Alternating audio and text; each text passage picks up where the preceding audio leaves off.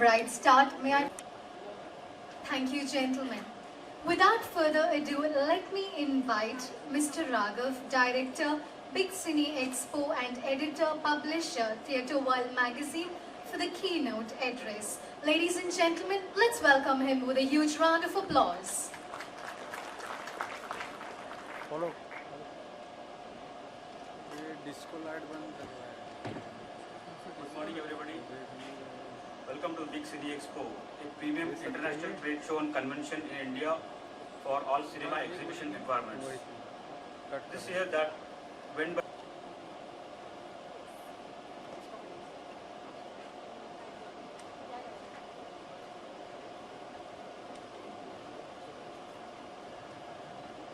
Good morning, everyone here.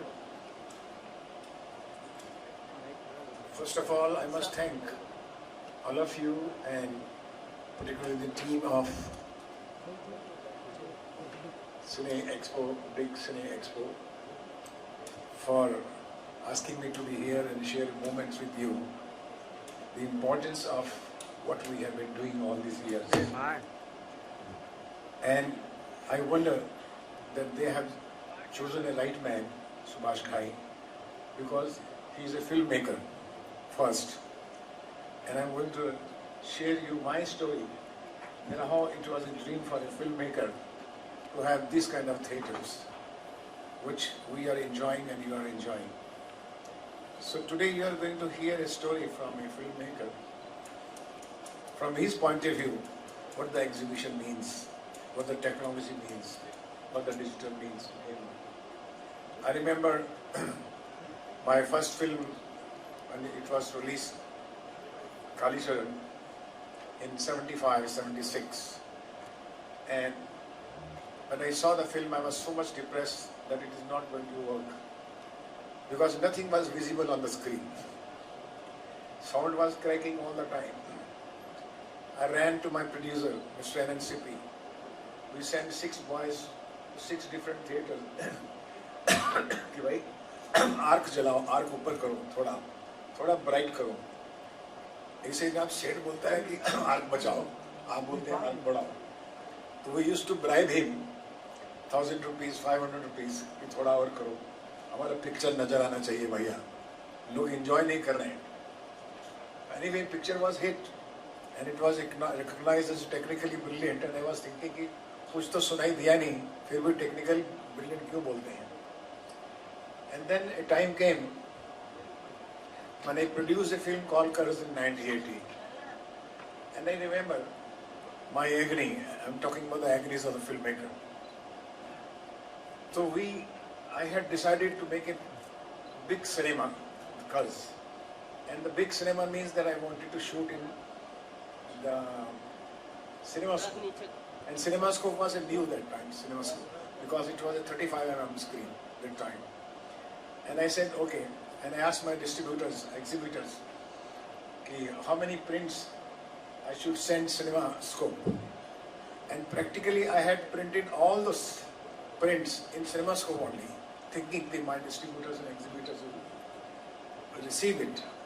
And to my surprise, in Bengal territory, all the prints came back. He says, we do not have any single screen with the CinemaScope. Can you believe that we had to change the whole CinemaScope into 35mm again to release the film, and sometimes the show was also cancelled. And it was a panic for us. What to do, the relationship of the content we are making, the film a filmmaker wants to make, and the reception at the theatres. It was a huge agony for me, for all of us in the industry. Okay. And then I remember one thing, when our hero picture was released, and that time also it happened the same thing. In all single theatres we went. Initially the picture did not do well, but then it ran for 75 weeks that time. But all the time I was scraping one thing, the sound which I have imagined, it has not come. It has not come rightly. लोग कहते थे आपकी picture hit हो गई है, मुझे लगता था नहीं हिट हुई है, क्योंकि जो मैंने साउंड सोचा था, जो मैंने पिक्चर सोचा था, जो मैंने पिक्चराइज सोचा था, वो आता ही नहीं था स्क्रीन के ऊपर. पर लोग भी ऐसे यूज्ड थे. वड़ा पाव से ज़िंदगी चल रही है तो वड़ा पाव से ही चल रही है। तो सब लोग हम खुश थे कि कलेक्शंस क्या आ रहे हैं, जब तक कलेक्शंस ठीक है तब तक एग्जीक्यूटिव खुश है, ऐसा होता था। And then a time came when picture was release Saudagar, and I remember that time a movement of Dolby system came, but no producer was going to welcome this. तो ऐसा होता था कि भाई डॉल्बी में हम लोग क्या करेंगे, थिएटर तो है ही नहीं। तो I used to write to the theatre people, exhibitors, कि डॉल्बी सिस्टम लगाते हैं। तो बोले पैसा कौन भरेगा उसका, अपना तो ऑलरेडी जो है वो सामने गुब्बारा वाला जो है वो ज़्यादा अच्छा पैसे कमाता है हमसे। उसी खिलौने वाले की दुकान जो है हमारे थिएटर के बाहर, उसकी इनकम ज़्यादा है हमारे से। तो no, this was absolutely unwelcome kind of thing. But I remember Mukul Anand, the director, and myself and 3-4 people, we really work very hard to convince exhibitors या डॉल्बी सिस्टम लगाते हैं, बिकॉज साउंड जो है चाहिए। उसकी वजह ये थी, when I made Karma, then I recorded Karma in 6 tracks that time, so that उसमें जब थप्पड़ की गूंज सुनाई दे तो पूरी सुनाई देनी चाहिए थिएटर में। And that time I experimented कि I would take only long shot and close up in Karma and will create a huge sound. So remember, if you remember my poster, I said the 70 mm sound, the film with the 70 mm sound, I had marketed that.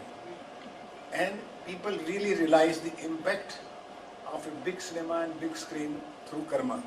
Because before Karma, every picture was being shown in parlors, small parlors, not in theatres.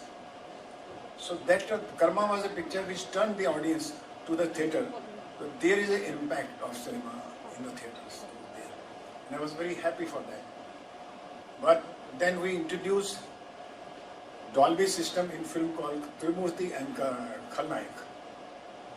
So I said, I was pushing, I have to push, and I will go on pushing as a technician, as a filmmaker, as a director.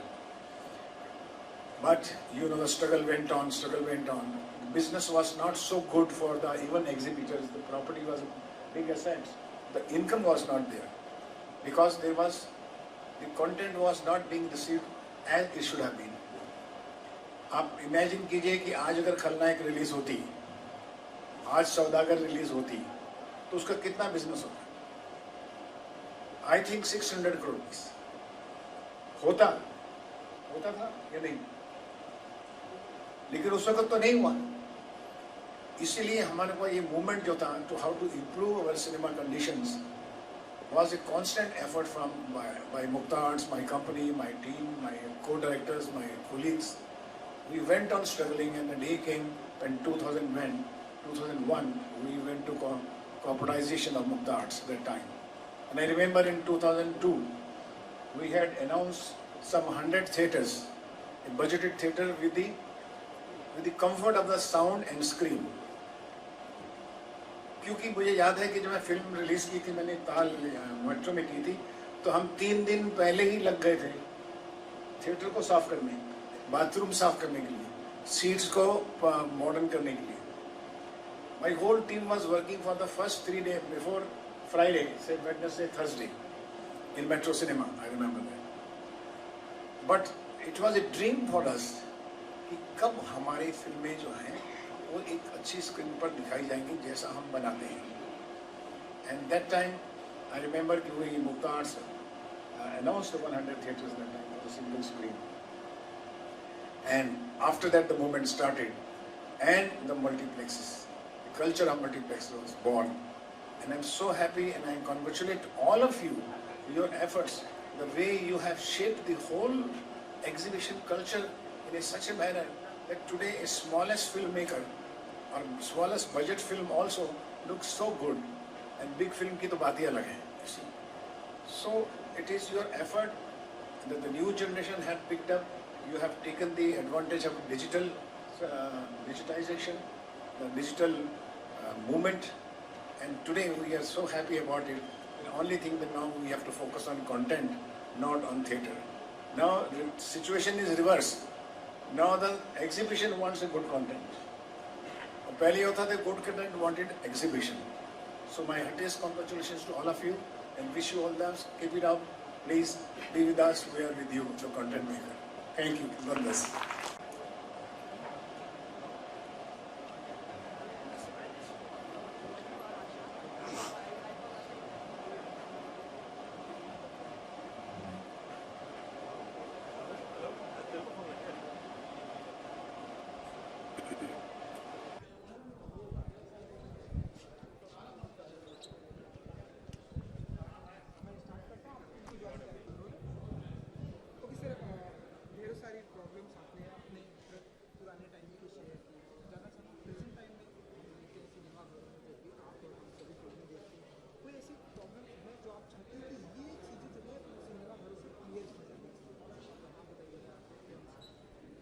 मैं समझता हूँ कि जो revolution हमारे exhibition sector में आया है, जो इनके प्रयत्न से, इन सब दोस्तों के प्रयत्न से आया है, उसका सम्मान करना चाहिए और उसको सरकार को सपोर्ट करना चाहिए, सोसाइटी को भी, क्योंकि अगर हम देश को नए भारत की तरफ ले जाना चाहते हैं तो हमें पूरे वर्ल्ड के कंपटीशन में जीतना होगा।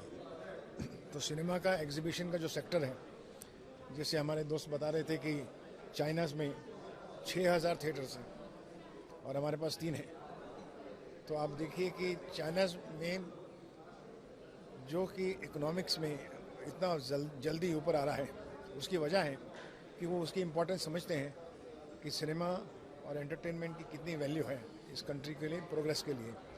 And if you want a new India, you have to come with the new thoughts, new progressive mind, and see that you support to our cinema exhibitor section also, because they are still having a lot of problems जो कि सरकार के और उनके बीच में है, society और उनके बीच में है।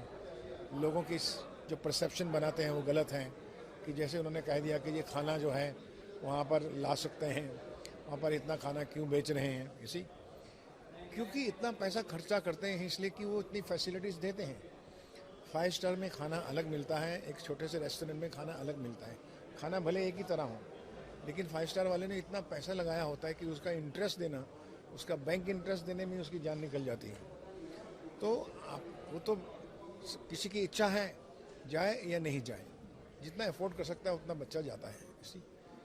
तो क्वालिटी को इम्प्रूव करने के लिए हमें पूरा समर्थन देना चाहिए कि एक वर्ल्ड के कंपटीशन में अगर भारत को लाना है तो हमारी सोच भी वैसी होनी चाहिए, नई सोच होनी चाहिए, ये मैं समझता हूँ। सर, आप दोनों से जानना चाहिए, जैसे कि भाई साहब ने बताया कि वर्ल्ड में अगर कंपटीशन अगर भारत को लाना है तो हमें सिनेमा हॉल को और इंक्रीज करना पड़ेगा। तो आप बताइए कि क्या कुछ स्ट्रेटजी होने वाली है आप दोनों की तरफ से, क्या कुछ और प्लान होने वाले हैं आपके?